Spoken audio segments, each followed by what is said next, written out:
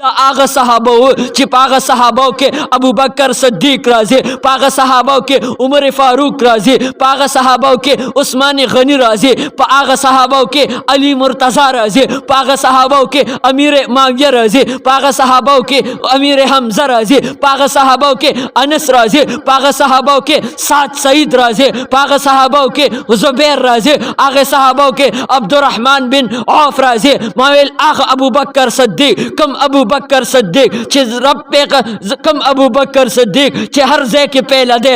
ما ویل رب کائنات پیله دی، رب هغه ته کم مقام ورکړی دی، کم مرتبه ورکړی دا، کم اونچایي ورکړی دا.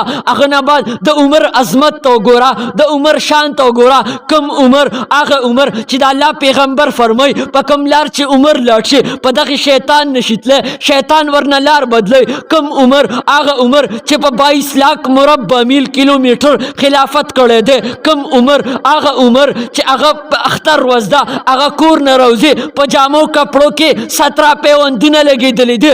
کم عمر هغه عمر څوک به چې ملاقات له راغی هغه عمر څه شو، حکمران وقت څه شو، بادشاه څه شو، هغه حکمران وقت هغه عمر فاروق سیدنا عمر فاروق رضی الله تعالی عنه هغه به د یو ځای کې ناسو، هغه به د یو ونې لاندې ناسو، هغه سره به خلکو ملاقات کوو. ما ویل دا هغه عمر و.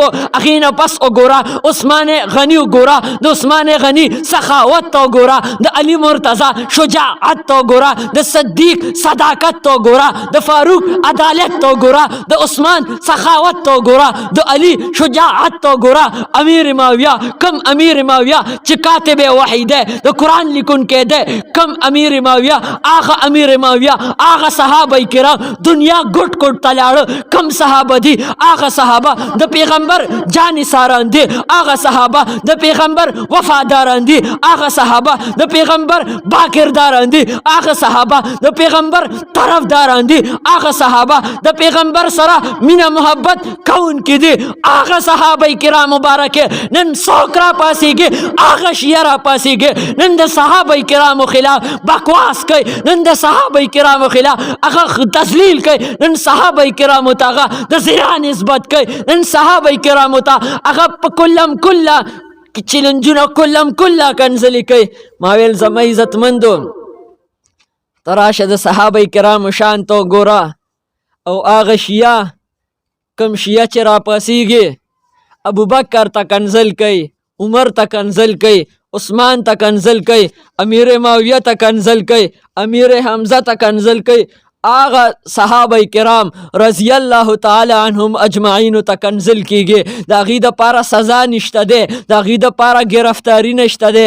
ولې هغه صحابه کرام لا وارثه شو څه؟ نن که د پاکستان د عدالت څوک توهین وکړي هغې ته معافي نشته دی. که نن څوک د قائد اعظم محمد علي جناح بېعزتي وکړي هغې ته سزا شته دی، نه هغې دپاره جیل شته دی. نن که څوک د پاکستان د جنډې بې حرمتي وکړي د هغې دپاره جیل شته دی. خو کاش نن زما افسوس سره دا ویمه نن صحابو ته کنځلې کېږي هغې دپاره جیل ولې نشته، نن عمر ته کنځل کېږي هغې دپاره ولې جیل نشته، نن ابوبکر ته کنځل کېږي نن د هغې دپاره ولې جیل نشته. صحابه کرام رضی الله تعالی عنهم اجمعین د هغې دپاره آیا جیل ولې نشته؟ افسوس خبره ده چې د هر چا دپاره جیل شته، د صحابه کرامو د ګستاخانو دپاره نشته، د پیغمبر ګستاخانو دپاره جیل نشته دی. او د پیغمبر څه فرمای؟ الله الله فی اصحابی، الله الله فی اصحابی. زمان صحابه بارکه د الله نه وویریږئ، زما د صحابه بارکه د رب نه وویریږئ. دا خو زما پیغمبر فرمای چې څوک صحابه کرامو پسې بدې ردې وایي کنځل کوي هغې خلکو سره تاسو ناسته پاسته مه کوئ، تاسو هغې خلکو سره خوراک څښاک مه کوئ، تاسو هغې خلکو سره سلام مه کوئ، تاسو خلکو سره دعا مه کوئ، تاسو بیمار پر سیله مه ورځئ، په جنازه کې ورسره یو ځای مه ودرېږئ. دا کم خلک دي؟ هغه خلک چې صحابه کرامو پسې بدې ردې وایي. او دا خو هغه خلک دي چې د الله پیغمبر فرمای وما انا علیه و اصحابي. په آخري وخت کې به 73 ډلې راشي، 73 فرقې به جوړې شي، په هغې کې به یو په حق وي. کومه یو ده؟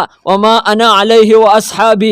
زما پیغمبر فرمای څوک چې زما د صحابو په طریقو باندې ځي به غوره ډلې به جنت ته ځي. ما ویل ته نن وګوره نن څوک نو څوک د عمر فاروق خبره نه مني، څوک د هغې پسې خبرې کوي، څوک امیر معاویه پسې کنځلې کوي.